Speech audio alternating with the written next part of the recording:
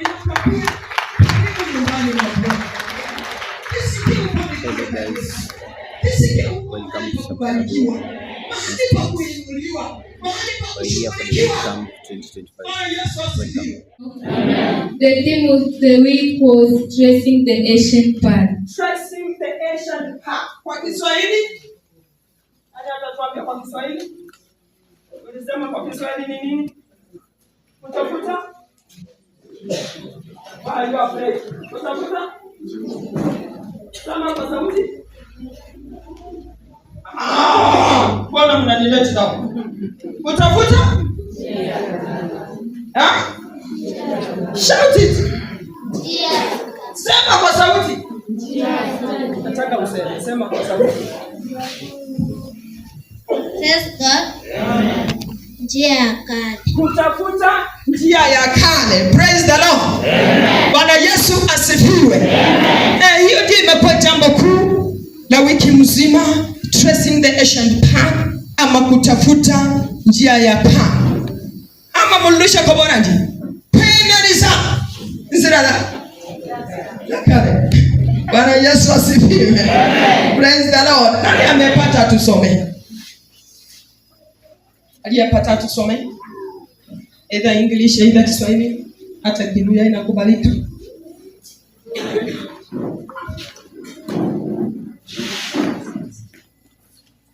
Praise God. Praise God once more. I'm reading from the book of Jeremiah chapter 6 verse 16. It says, "The Lord said to his people, stand at the crossroad and look. Ask for the ancient path, and where the best road is, walk on it, and you will live in peace." But they said, "No, we will not." Thank you. Amen. Hallelujah. Amen. Hallelujah. Yawa malaika musingira mulole murebe inzira cyahare inzira inayigire hariha ugenda kuyo namuranyola urusosi nyoyo cyenyu nabuzabona sibona genda utyomba saka sema ngo Amen. Tupige makofi jamani. Amen. Amen. Wonderful. Wonderful. Kiswahili naye. Neno la Mungu linasema, Bwana asema hivi, simameni katika njia kuu, mkaulize habari za mapito ya zamani. Ni wapi njia iliyo njema? Mkaende katika njia hiyo, nanyi mtajipatia raha katika nafsi zenu. Lakini wakasema, hatutaki kwenda katika njia hiyo. Mungu abariki maandiko. Amen. Praise the Lord. Asante kwa usomaji ulio mwema. Si Mungu awabariki. Bwana Yesu asifiwe. Jambo kuu, tracing the ancient path, ama kutafuta njia ya kale, ama kuendeleza inzira ya kale. Bwana Yesu asifiwe. Tukaangalia, nataka kupita tu haraka. In summary, kitabu hiki kiliandikwa na Jeremiah, ambaye alikuwa ni nabii na anapatikana kuwa kati ya manabii walio wakubwa, yeye akiwa mwana wa Hilkia. Hilkia alikuwa kati mmoja wa makuhani katika mji wa Anatho. Bwana Yesu asifiwe. Jeremiah anapoitwa na Mungu, Mungu anamwambia kwamba nilikujua hata ukiwa tumboni mwa mama, nikakuchagua, nikakutenga na kukutakasa kwa ajili ya kazi yangu. Bwana Yesu asifiwe.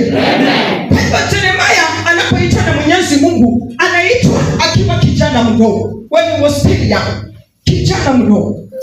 Lakini Mungu anapomuita, yeye anaanza kuhofu na kujaa wasiwasi. Anasema, nitanena nini ama nitafanya nini, nitasema nini mbele ya watu na mimi ningali mchanga. Lakini Mungu anasema, anamwambia, usiseme wewe ni mchanga, maana nimeliweka neno langu ndani ya kinywa changu, na uende unene kwa watu wangu. Na kisha mahali pengine anakuja anamwambia, if I told you don't speak my word, I will tell you before the nations.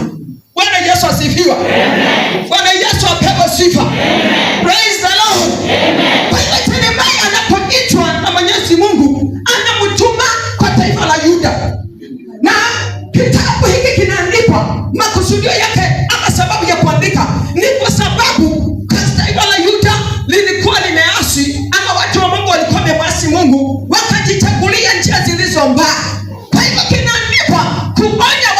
Mungu kutoka katika nchi zilizo mbaya wakageukia njia iliyo nzuri. Bwana Yesu asifiwe.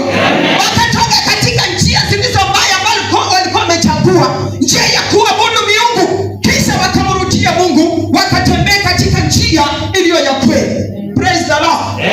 Bwana Yesu asifiwe. Praise the Lord. Kwa hivyo Yeremia anapoandika kwa taifa la Yuda, tukaona kwamba specifically ilikuwa taifa la Yuda. Na unapoangalia taifa la Yuda linapatikana namna gani? Taifa la Yuda linakuja kupatikana baada wa uongozi wa Suleimani. Suleimani alipotawala taifa la Israeli lilikuwa moja, but it came to break ama kudivide in the end. Kwa sababu gani? Suleimani alikuja akaoa wanawake wengi. Bwana Yesu asifiwe. Na wanawake wengi aliowaoa walikuwa kutoka mataifa ya nje, mataifa yasiyomcha Mungu, mataifa yanayoabudu miungu. Kwa hivyo alipooa wale wanawake wengi, wakaja na miungu yao katika taifa la Israeli. Bwana Yesu asifiwe. Bwana Yesu apewe sifa. Unapata kwamba lile taifa likaja kugawanyika. Linapogawanyika likapatikana kuna taifa la Israeli na kuna taifa la Yuda. Taifa la Israeli linakombolewa, linatengenezwa na watoto 10 wa Yakobo. Bwana Yesu asifiwe.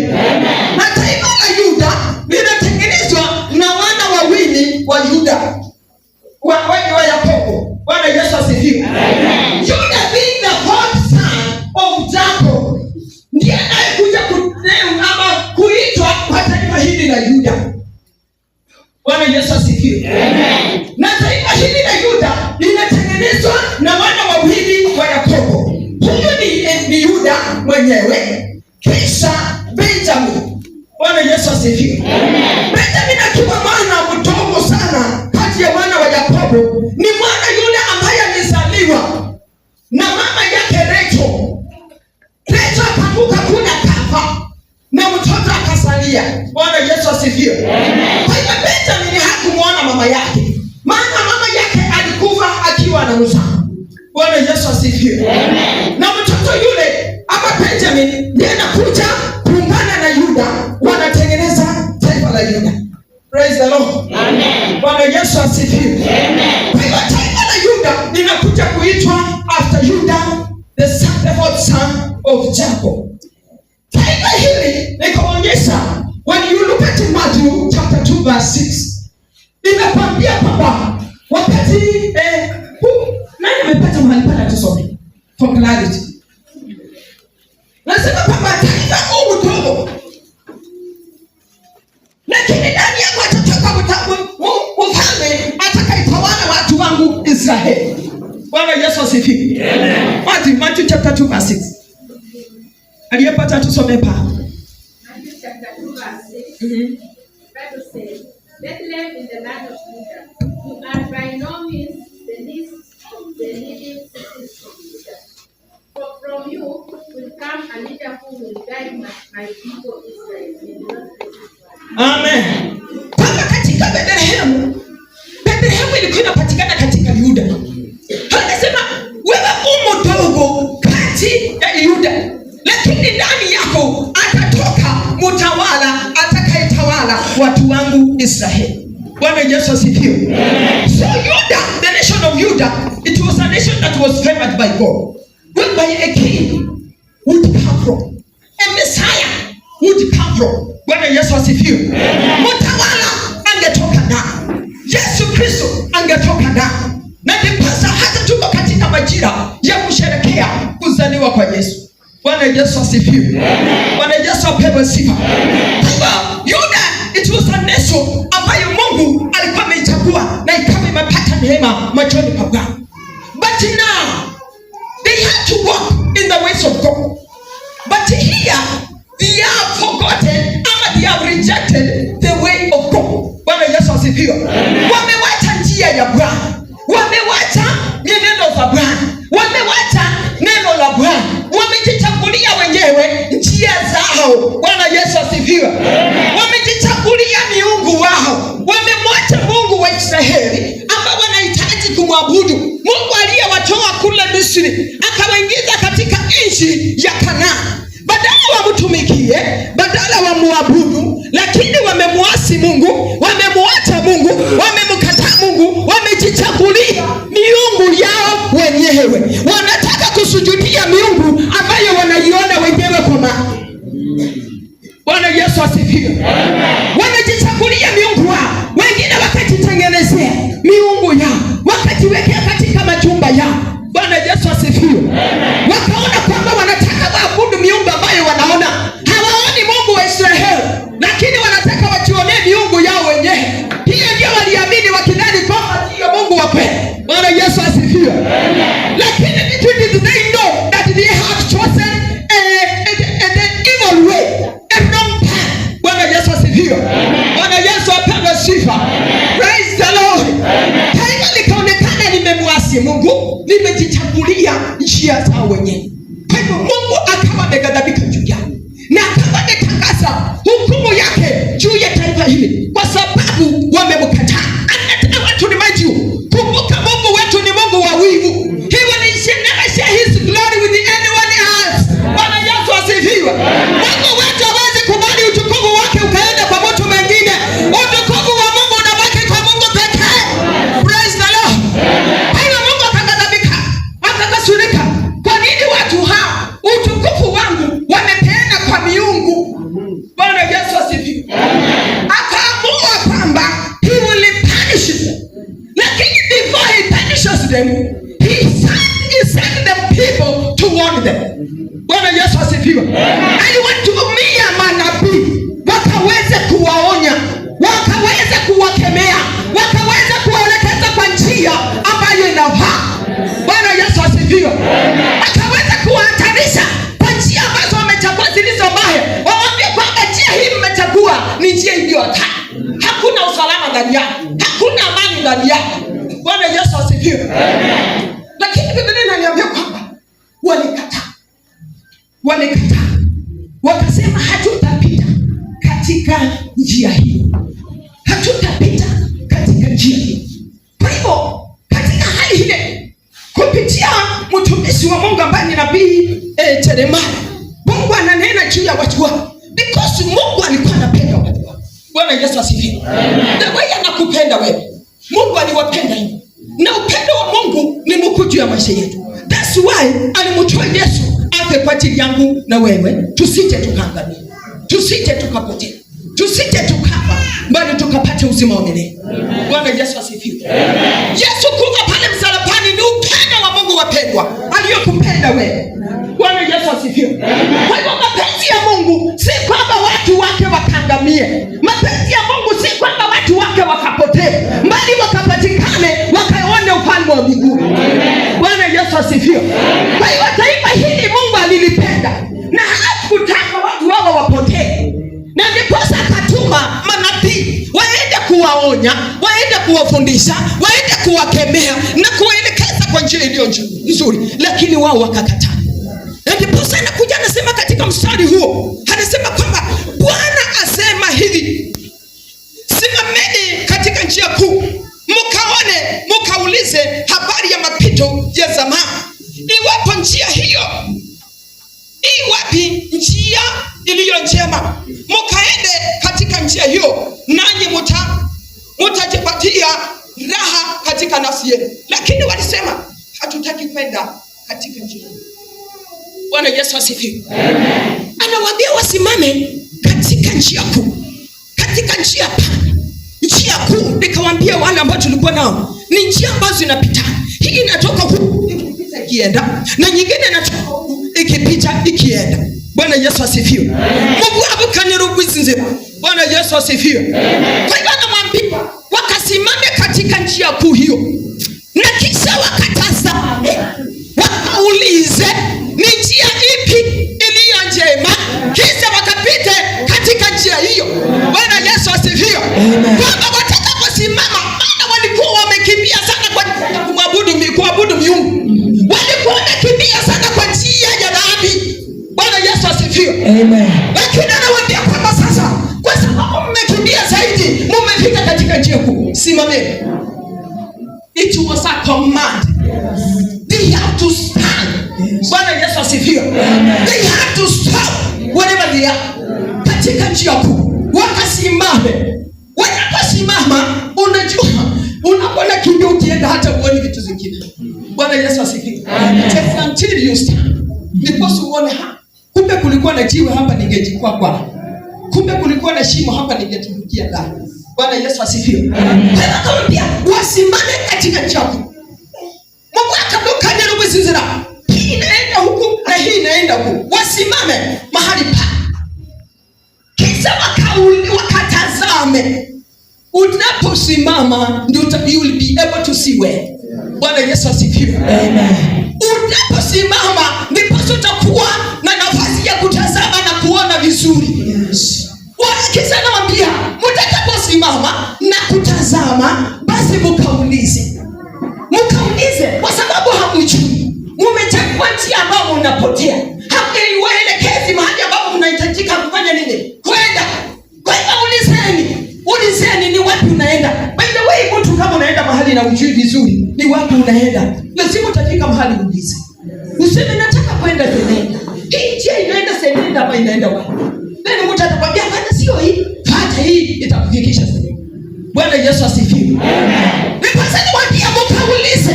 Na kwanza akamwambia the first statement, ulizeni njia za kale. Na mtaona ni njia kale iliyo njema, mkapite kwayo. Bwana Yesu asifiwe. Amen. Bwana Yesu apewe sifa. Amen. Kumaanisha njia ya kale ndiyo iliyokuwa njia iliyo njema. Bwana Yesu asifiwe. Amen. Ni wakawa wamewacha hiyo njia njema, wamejichagulia sasa. Praise the Lord. Amen. Bwana Yesu apewe sifa. Amen. Kisha anawaambia mtakapouliza ndipo mtakapojua. And the Bible says in Hosea 4:6 inasema papa, watu wangu wanaangamia kwa kukosa nini? Maarifa. Because watu tumekuwa nyumbani mwa Bwana na kuikoroma mnaanza kwa amana. Watu tunajifanya tu sisi tunajua. Hata hujui kitu lakini unajifanya tu wewe unajua. Hautaki kuuliza, hautaki kutafuta, hautaki kupeleleza, hautaki kuuliza. Unaenda tu ati mimi ninajua. Mimi ninasema uliza. Njia iliyo njema. Kisha mpita kwa. Bwana Yesu asifiwe. Amen. By the way, hakuna mtu anayejua. Sisi wote lazima tuulize. Na lazima ni hali ya kuiga kila wakati. Kuiga kila wakati. Kusoma kila wakati ili tukapate kujua. Bwana Yesu asifiwe. Anawaambia ukaulize njia ya ulize njia ya kale, mapito ya kale. Kisha mkatafute ni njia ipi iliyo njema na mpate mkatembee kwa. Bwana Yesu asifiwe. Na tukapata kujua njia iliyo njema, njia ya kale. Wana wa Israeli walipewa the 10 commandments ambazo ziliwaongoza, ziliwasaidia kuelekeza katika njia ya Bwana. Bwana Yesu asifiwe. And if you look at the 10 commandments, unapata kwamba there's one commandment ambao hawa watu walivunja, ambayo inasema kwamba do not worship any other god. Bwana Yesu asifiwe. Bado mwabudu Mungu wako pekee, Mungu wa Israeli. Bwana Yesu asifiwe. Kwa tayari hao walikuwa wamevunja sheria za Mungu.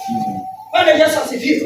Kwa hiyo walihitaji kubaleleza na kujua njia ile ya kale ilikuwa njia ya namna gani. Bwana Yesu asifiwe.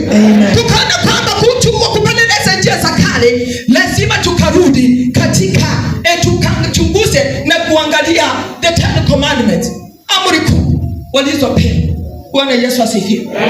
Lakini tukaona kwamba zile amri kuu kupitia Yesu Kristo ambaye alikuja kuokoa mwanadamu, Yesu Kristo alizipunguza kuwa ngapi? 2. Bwana Yesu asifiwe. Lakini zote ziko under that. Bwana Yesu asifiwe. Those 10 commandments ziko under hizo 2. When you read from Matthew chapter 22, inakuonyesha the 2 commandments. 22 verse 34 to 40. Ikasema na zile zingine zote, ikasema love your God with all your heart, with all your soul, and with all your mind. The first commandment. asifiwe. Na sasa akasema kwamba love your neighbor as you love yourself. Bwana Yesu asifiwe. Hizo sheria 10 zote ziko under these 2 commandments. Bwana Yesu asifiwe. Na tukaona njia ya kweli ambayo tunahitaji kuipata ni njia ambayo Yesu Kristo wewe anasema katika John chapter 14 verses, I am the way, the truth and the life. Bwana Yesu asifiwe. Hakuna njia nyingine ambayo tumepewa mapendo kama ambayo mwanadamu atapata kuokolewa pale. Ni njia ni Yesu Kristo pekee. Na ndani ya njia hiyo hakuna uongo, ndani ya njia hiyo hakuna mauti, ndani ya njia hiyo hakuna uchafu, ndani ya njia hiyo kuna upendo wa Mungu, ndani ya njia hiyo kuna uzima wa milele. Praise the Lord. Amen. Abali Yesu Kristo. Praise the Lord. Amen. Bwana Yesu asifiwe. Amen. But when you look at today's church, or today's generation, many people have rejected this way, the good way, ambayo Jesus Christ. Bwana Yesu asifiwe. Amen. Watu tumekataa njia hiyo. Wengi wametembea mbali njia hiyo. Wengi wametembea mbali, hawataki kutembea katika njia hiyo. Lakini kutembea katika njia hiyo, niwaambie ndio sahihi. Kutembea katika njia hiyo ili tukapite katika njia iliyo njema, ambayo ni njia ya Yesu Kristo, ambayo ni Yesu Kristo. Ili tukatembea katika njia hii, ili siku moja tukafikie ama tukaweze kuona ufalme wa mbinguni. We need to fear our God. Bwana Yesu asifiwe. Lazima tuwe watu ambao wanamtii Mungu. Lazima kuwa watu Mungu ingehizirana sana. Watu ndani yetu tumejaa kiburi. Watu ndani yetu tumejaa ukaidi. Ndani yetu watu wamejaa majivuno. Uovu ya Mungu ndani yao haimo. Bwana Yesu asifiwe. Watu tumekuja hata nyumbani mwa Bwana tukijipiga vifua. Watu tumekuja nyumbani mwa Bwana wengine tumetekeleza kanisa la Kristo. Kwa sababu Mungu alitubariki na vitu na wale wengine hawana. Tunaona sasa ni sisi ndio kusema. Sisi sio sisi kanisa yetu. Kama sio sisi kanisa lisonji. Kama sio sisi watu hakuna kitu watafanya. Hata mchungaji hata sauti. Kwa sababu ni mimi ndio kusema. Neno la Bwana linasema. Ndio via wapa.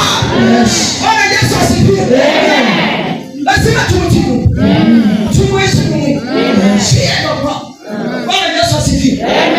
Ndipo sasa nikamwambia, nimesikia kutetemeka nikitembeleza Bwana. Nimesikia nikiwa na hofu ya Mungu ndani yangu. Bwana Yesu asifiwe. Because God is not my age. Mungu wangu si Mungu wa umri wangu. Mungu wangu si wa jinsia yangu.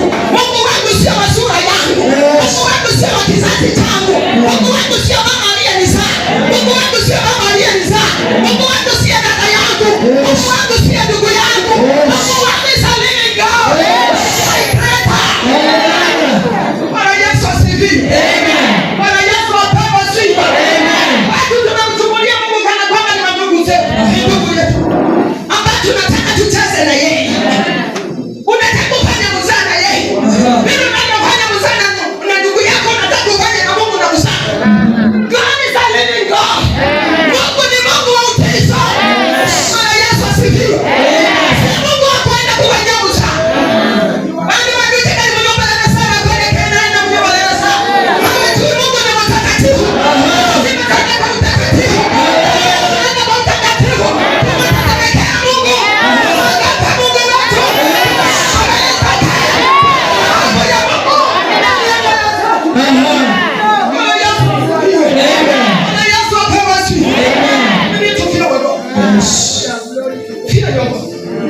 Wacha kuchukua Mungu kana kwamba ni rika yako.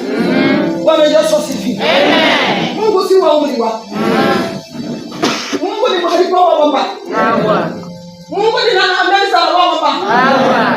Mungu ni nani mwana wa baba. Bwana Yesu asifiwe. Wengine wamechukua watoto wao wamewapigia magoti. Wana hapa kanuni ni tisa. Wengine wamefunina Nairobi ni basi. Kanibala basi. Wana ni hata gara kanisa. Mwana wanje wananyinyiza. Yeye kana mdeka hatari. Yeye kana mshughulikia. Nataka tu help. Mtanda wako si Mungu.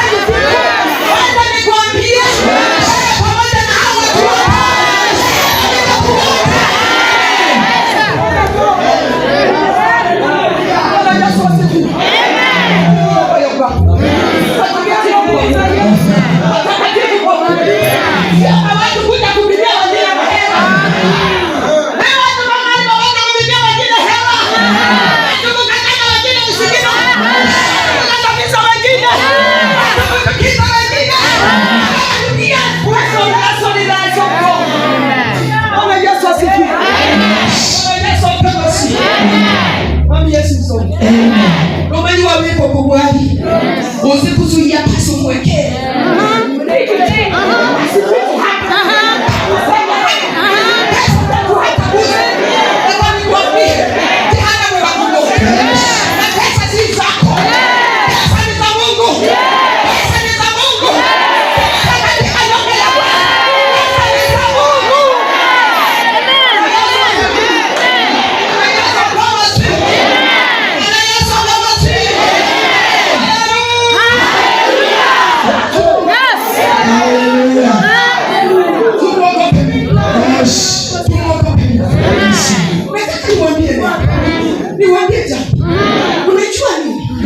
Sisi ndio tumefanya, sisi washiriki, sisi viongozi ndio tunafanya. Hata wachungaji hawawezi wajibika kwa kazi zako zao sasa, kwa sababu mchungaji aliamriwa akule katika madhabahu pamoja na nyumba yake.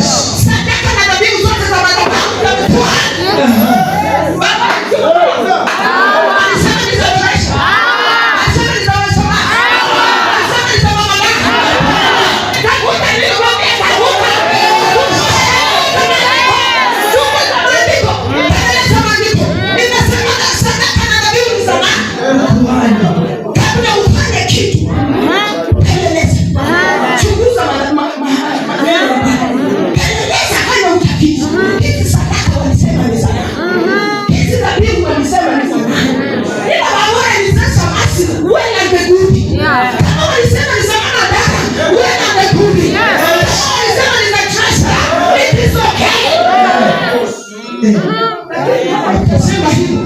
Wanasema ni za kuhani.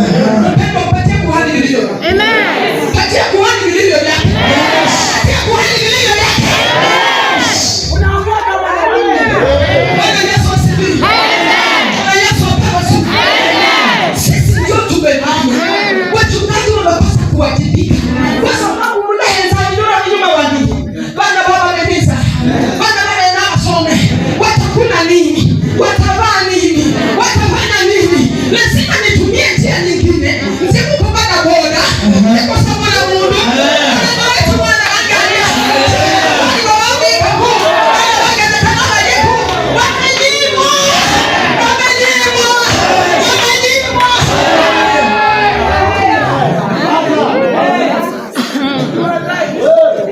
Bwana Yesu asifiwe. Amen. Praise the Lord. Amen. Bwana Yesu asifiwe. Mundu ni abo wale. Niko kaka bunu. Mungu anataka kile bantu bakwenda. Kabisa. Lakini baba aliyeshi. Ndio bantu wenda. Nataka nikwambie ukweli. Unichukie unichukie. Hata unikatae. Hata ignore. I will never reject you. I will never leave you. Baba kama ilikatae.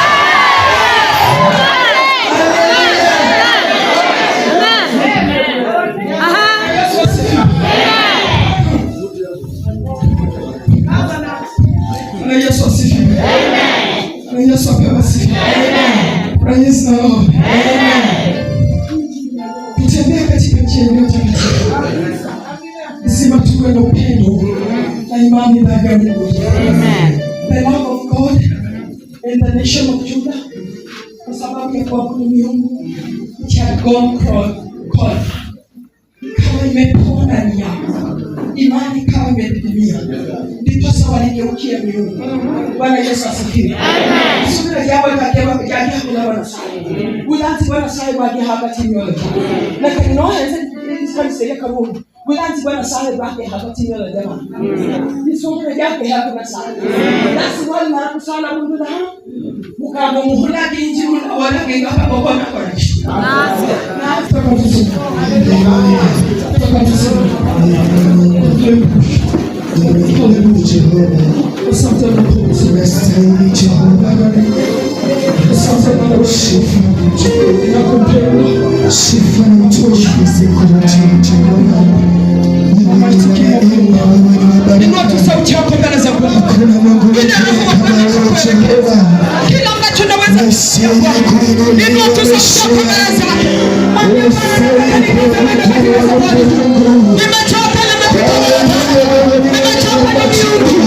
Nimechoka na njaa hapa nilichokuja. Lakini nataka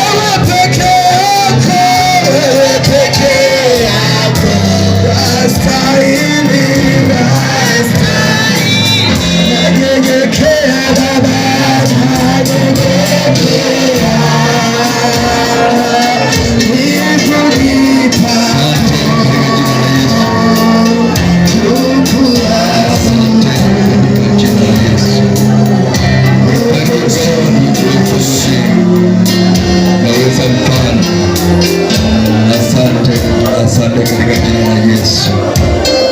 Yesu ni mwaminifu. Asante katika jina la Yesu. Yesu anaweza.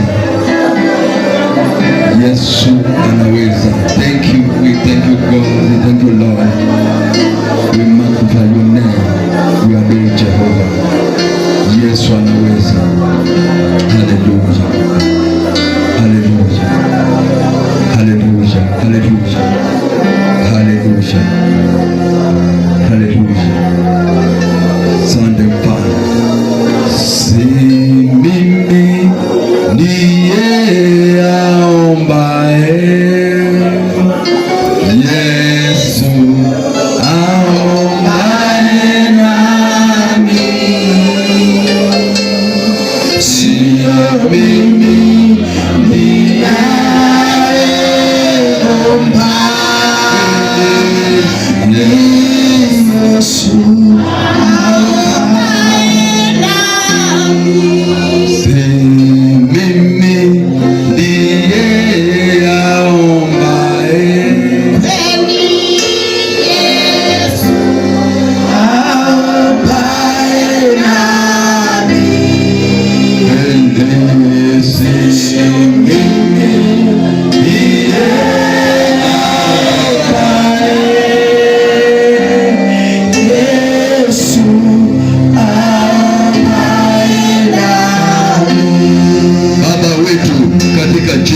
Yesu Mfalme mwenye uwezo, Mungu mwenye mamlaka, Mungu anayetawala vizazi na hata vizazi, kwa kuabudu Kristo majira yaliyo mema, siku ambayo Mfalme umeitenga katika mwaka huu wa 2025, ikiwa ni tarehe 14 mwezi wa 12, tunanyenyekea miguuni pako, tukijua kwamba Bwana ulikuwa na makusudio mema ni kwa ajili ya ibada ya siku ya leo.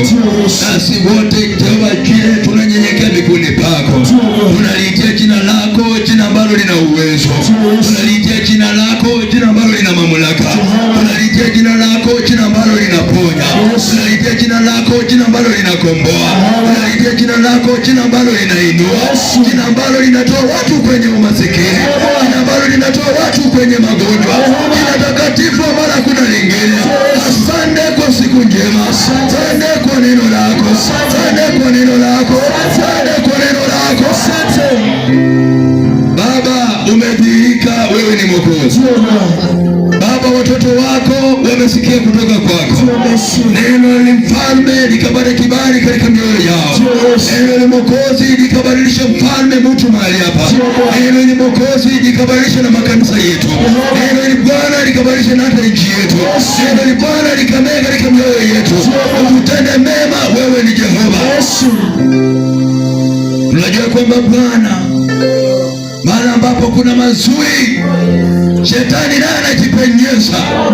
Tunataka tuteke nyara mamlaka ya kuzimu, tunataka tuharibu ngome za kuzimu, tunataka tuvunje maagano ya kuzimu, tunataka tuvunje network za kuzimu, tunataka tuvunje mipango ya ibilisi katika jina la Yesu.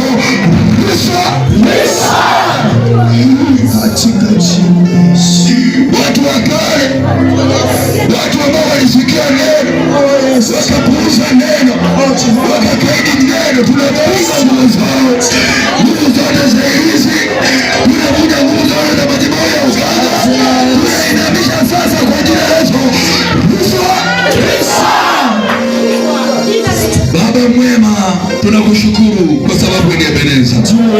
Mama huyu akabarikiwe, mzee huyu akabarikiwe, aliyenena akabarikiwe, na watoto wetu wakabarikiwe, viongozi wote wakabarikiwe, wazee wa distrikti Mfalme abarikiwe. Tenda mema, wewe ni Ebeneza. Asante kwa sababu unatenda, na jina lako Bwana likabaki kuinuliwa, na ni kwa pendo la Yesu Mwokozi ninaomba na kuamini. Amen. Pigia Yesu shangwe nzuri. Pigia Yesu shangwe. Pigia makofi mazuri. Asante, asante. Thank you. Umetenda mema, huyu Yesu ndio maana mimi nampa sifa. Umetenda mema, huyu Yesu ndio maana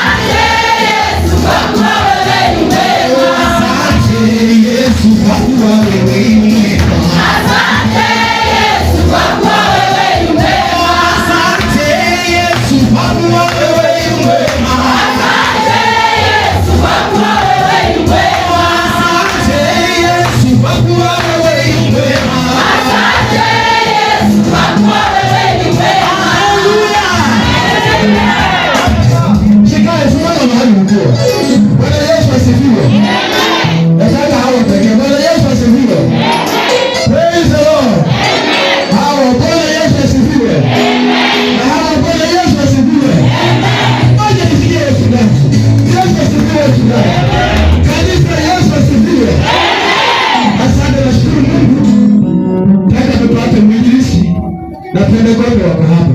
Naona wazee wakiniangalia, nasema na huyu kijana hajui sisi wazee wako hapa. Yesu asifiwe. Amen. Kibaya moja tu ni watu wa Pentekoste. Simama usiende. Simama unawasaidia kucheza. Msaidie mama tena. Bwana Yesu asifiwe. Amen. Bwana asifiwe. Amen. Morere, morere, mama, mama.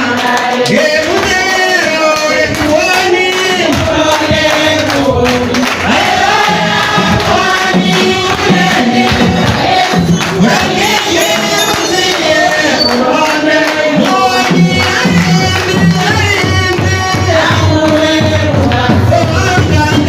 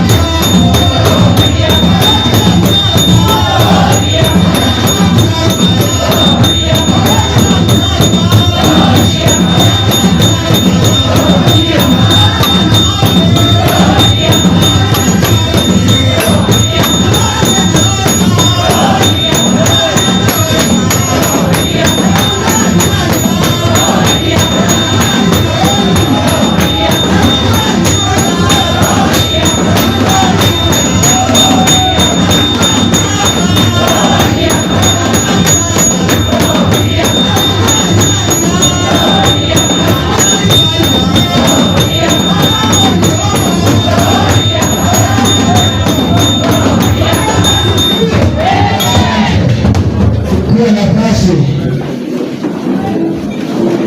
na ujaze vitu vya mbele. Karibu.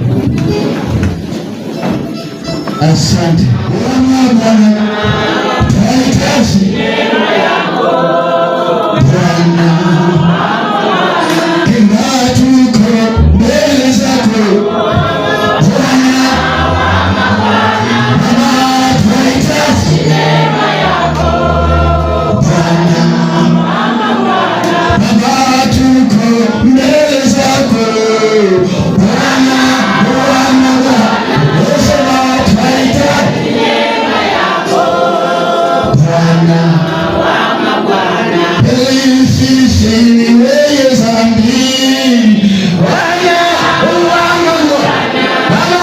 tunahitaji neema yako Bwana,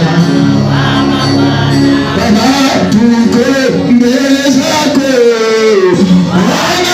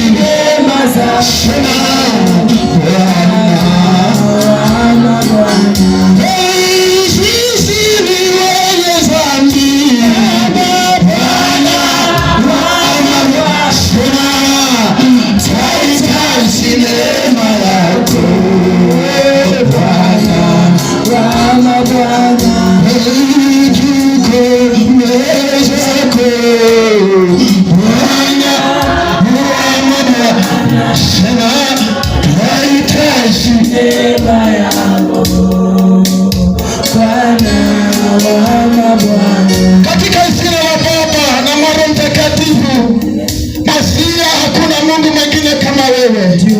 Yaani katika madhabahu amesimama mtumishi tayari kuleta neno. Naomba mupe neno limekuja kutoka juu mbinguni. Kanisa kikundi kibarikiwe. Nasimama kinyume na miroho michafu na mkamba zisizofaa ndani ya kanisa hili. Kanisa linaposimama mtumie kama chombo. Asante maana unatenda. Tawa Bwana, shuka utawale. Hizo ibada sifa na utukufu kurudie. Ni kwa Yesu nimeomba na kuamini. Amen. Asante. This is Teosia, kesi ya wilaya ya vijana kiongozwa na Said na wote ambao tumefika katika nyumba hii na watumishi wa Mungu. Bwana Yesu asifiwe. Amen. Bwana Yesu asifiwe. Amen. Wakati mtumishi wa Mungu alipokuwa akinena, nilihisi tu twende kwa maombi. Kwa sababu kuna kitu ambacho tumeweza kupoteza. Hata wewe mwenyewe ukiangalia kwa mawazo yako vizuri, watu wanaimba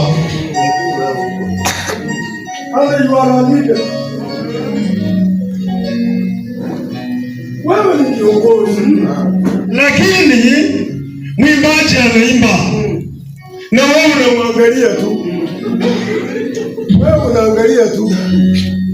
Tunahitaji Yesu atuinue kabisa. Amen. Amen. Kama kiongozi utaangalia tu hivyo, sasa nani atasaidia kanisa? Kwa sababu ni wewe unafaa mshukishe roho ambaye ni macho ya kanisa, ndio kanisa liendelee. Yes. Amen. Amen. Bwana Yesu asifiwe. Amen. Wewe nilisikia niingie ndani ya roho, nilisikia Bwana anitendee kitu. Hiyo ndio tamaa ya moyo wangu. Yes. Haleluya. Bwana Yesu asifiwe. Na nimebarikiwa na ujumbe. Kwa sababu ujumbe ambao tunahubiri mahali hapa ama wa wiki hii ni kwamba uwe hodari. Kama umeitwa na Mungu, lazima usimame imara na usiwe na uoga. Utangaze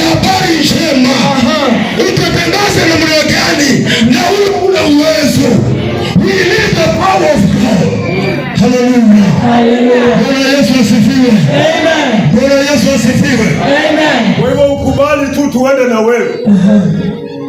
Na kwa sababu ya moto ambao mtu wa Mungu ameleta. Sitaki nitoke ndani sana. Nataka tu tushikia. Wakati mwingine utaona ya kwamba ninaendelea kumbe nafunga. Sitaenda sana. Kwa hivyo umakinike sana. Ushike vizuri. Mimi siendi kuambia andika hii. Andika kitabu fulani. Fanya hivi. Hapana. Inafaa neno lianguke na lipasue moyo. Ingia ndani ifanye kazi. Amen. Bwana Yesu asifiwe. Bwana Yesu asifiwe. Asante. Mahali ambapo tumesoma, sitaki niendelee sana pale. Niendelee sana kuambia historia. Nikuambie mimi ni nani. Hata ukijua mimi ni nani, haitakusaidia. Kwa sababu watu wengi wamejua wachungaji, hata kwa majina yao wamewabadilisha, wamewainamisha, lakini hawatapata Kristo. How we want you to have Jesus. Believe to believe in Jesus. You must know Jesus. If you know Jesus, umejua vitu vingi, umejua mambo mengi. Wewe umejua mambo mengi kuliko kujua huyu. Amen. Unijue sana. Sasa unijue sana. Ukisoma hiyo kitabu vizuri, Yeremia utasikia. Anaambiwa Israeli walikuwa watu waliokuwa watakatifu. Watu ambao walikuwa wanampenda nani? Mungu. Walimpenda Mungu. Nilipokuwa nikija hapa kwa hii mkutano, wapendwa, nilishangaa.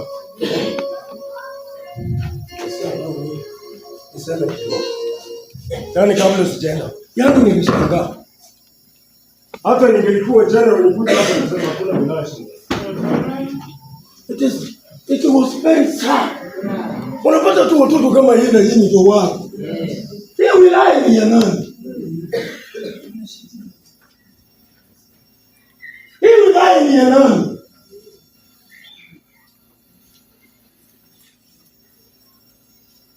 Dhambi ni nini? Dhambi ni kutenda kinyume na makusudi ya Mungu. Amen. Amen. Bwana Yesu asifiwe. Amen. Kuna vitu zingine ambazo unaziangalia utakuta hapana. Kwa sababu tukienda Bible study na tuangalie wakina Ibrahimu na nini, utakuta kwamba hao walikata imani yao. Walimwangalia tu Mungu. Hawakurudi waangalie, walikaza mbele, wakaangalia mbele.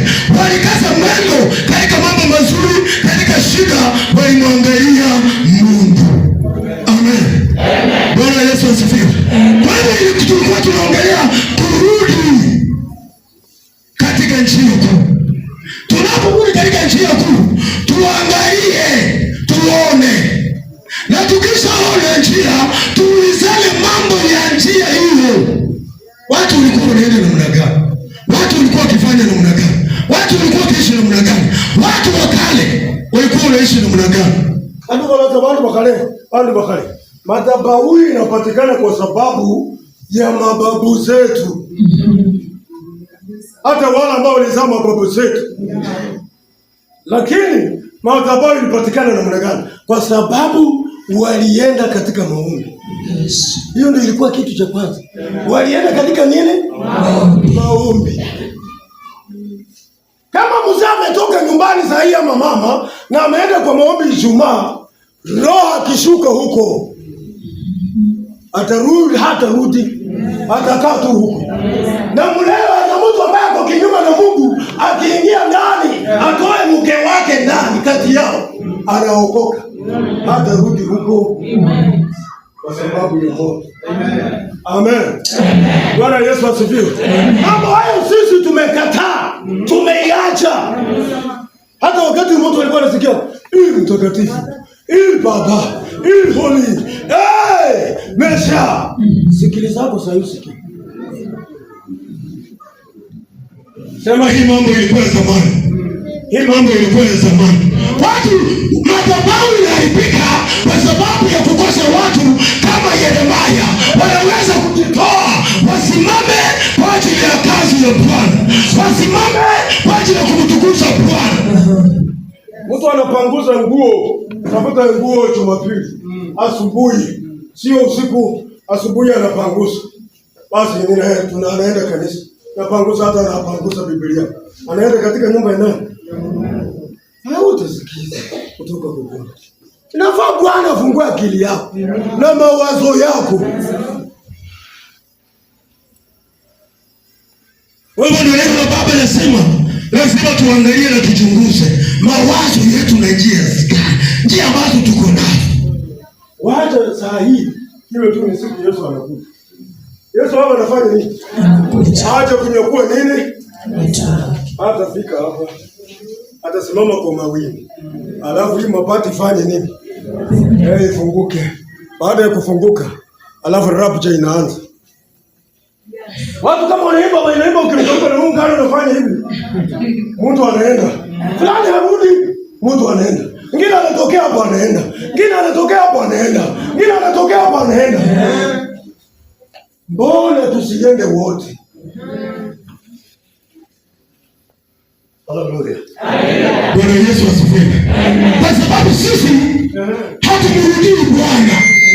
Kuna mtu mmoja katika Biblia anaitwa Daudi.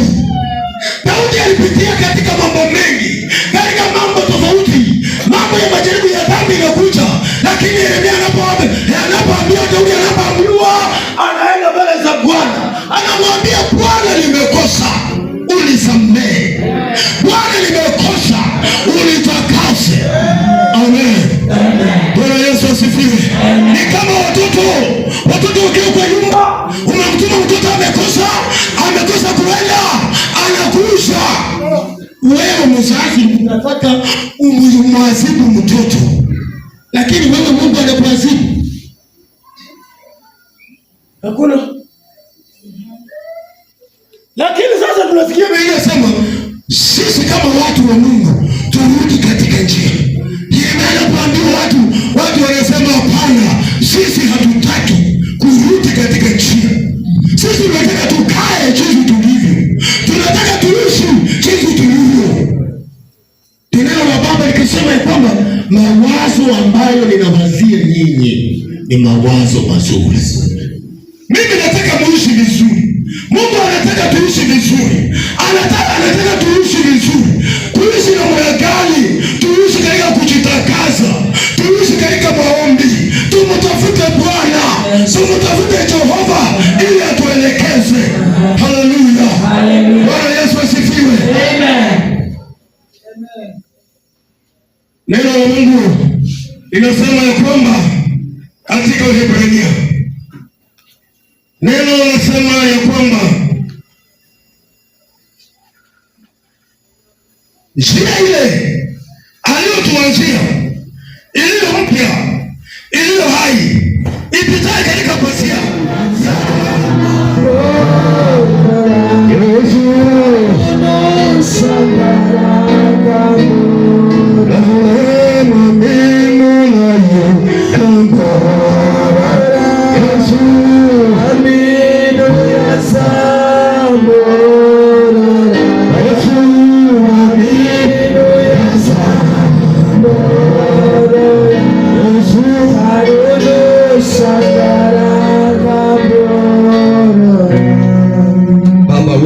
katika jina la Yesu. Yehova, tunakushukuru kwa sababu ni Mwokozi. Umekuwa mlinzi, umekuwa mwaminifu. Asante Mfalme kwa neno lako Kristo. Baba mwema, neno likapate kibali. Neno hili Bwana likaweka katika udongo ulio mwema. Neno hili Bwana likabadilisha mtu mahali hapa. Neno hili Bwana likainua mama mahali hapa. Neno hili Bwana likainua mzee mahali hapa. Neno hili Bwana likainua district kwa ujumla. Ututetee kwa sababu ni Bwana. Utuinue kwa sababu una uwezo. Utuinue kwa sababu na saidi. Nikumbea wazee wa district hii. Baba mwema, wewe unamjua. Anapoongoza Yesu simwache. Baba mwema, umtawale, wewe ni Mungu. Umlinde na umuongoze. Nikiombea city director pamoja na ofisi yake. Baba mwema, ukawaonekanie. Uwatunze, wewe ni Jehova. Uwainue, wewe ni mfalme. Nikiombea mama district. Yesu mwema, ukawaonekanie. Baba na ofisi yake. Uwalinde, wewe ni Mungu. Uwalinde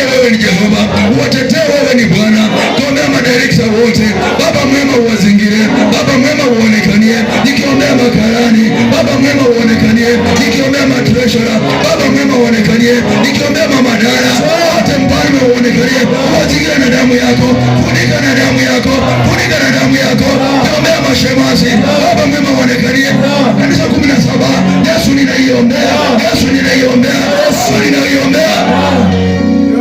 Nenda mema, wewe ni Bwana. Najua kwamba Bwana kuna wale wameingia wakiwa wadhaifu. Baba wanatoka wakiwa na nguvu. Yehova wanatoka wakiwa na nguvu. Baba wanatoka wakiwa na nguvu. Yesu wanatoka wakiwa na nguvu. Magonjwa, presha, kansa zote tunaharibisha kwa jina la Yesu. Tenda mema, wewe ni Ebeneza. Na sifa na utukufu zikurudie. Asante kwa ibada ambayo inaendelea. Basi kuonekana roho Bwana aonekane. Kwa Yesu Mwokozi ninaomba na kuamini. Amen. Asante kwa Bwana, makofi. Nikiwa Bwana makofi. Amen. Tukae. Tukae. Asante. Tukae.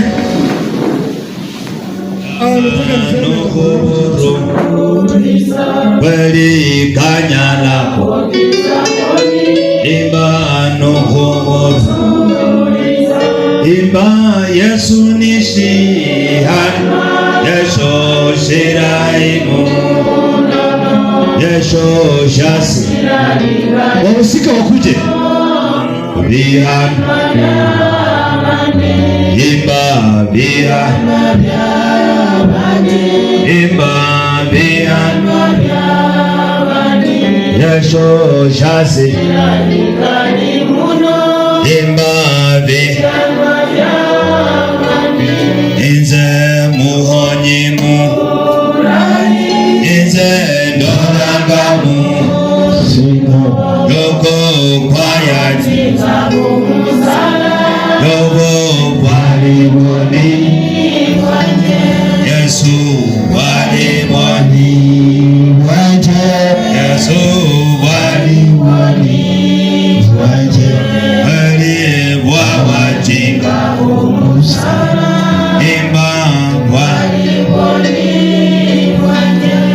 Bwana Yesu asifiwe.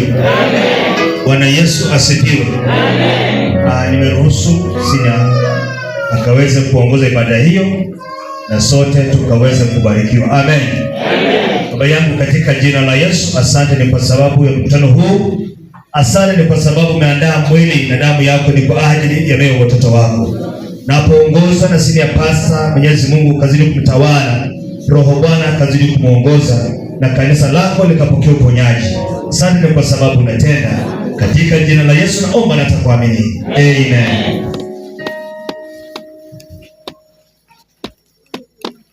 Neno la Mungu nasema, kwa maana mimi nalipokea kwa Bwana iliyowapa ninyi, ya kuwa Bwana Yesu usiku ule aliteuliwa akatoa mkate, naye akishakushukuru akaumega, akasema, huu ndio mwili wangu ulio kwa ajili yenu, fanyeni hivi kwa ukumbusho wangu.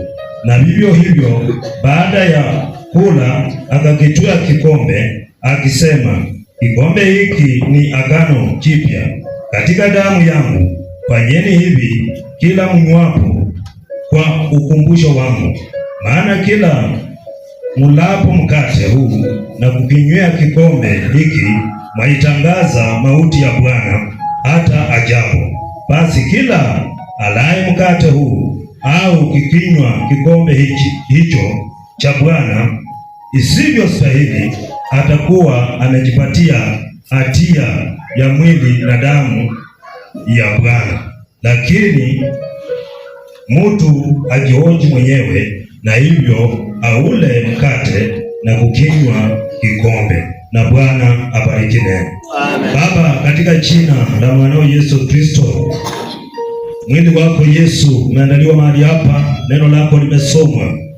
Wapo mbele zangu wajoli wako Mwenyezi Mungu, ni kwa ajili ya kazi hii. Kila mmoja atakapoipokea Mwenyezi Mungu atabarikiwa. Neno libarikiwe na kila mmoja abarikiwe. Katika jina la Yesu ninaomba na hata kuamini. Bwana Yesu usiku ule alitolewa, alitia mkate, na akisha kushukuru akaumeka, akasema, huu ndio mwili wangu ulio kwa ajili yenu, fanyeni hivi kwa ukumbusho wangu.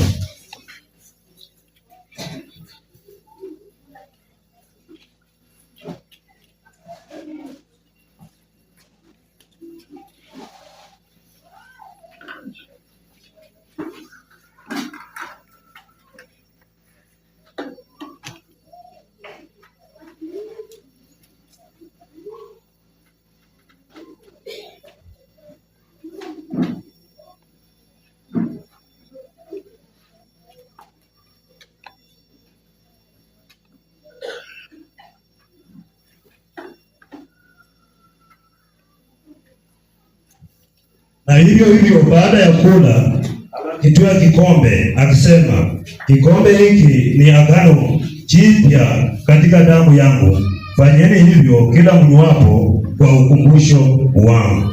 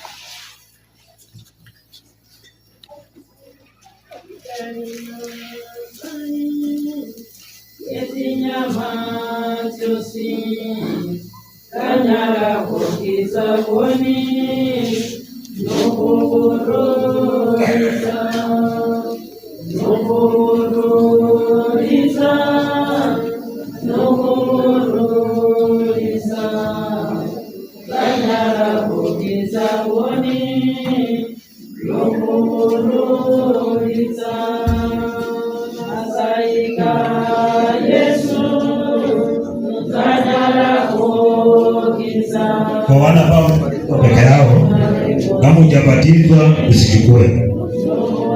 Kama hujabatizwa usichukue. Kwa wale ambao wamebatizwa,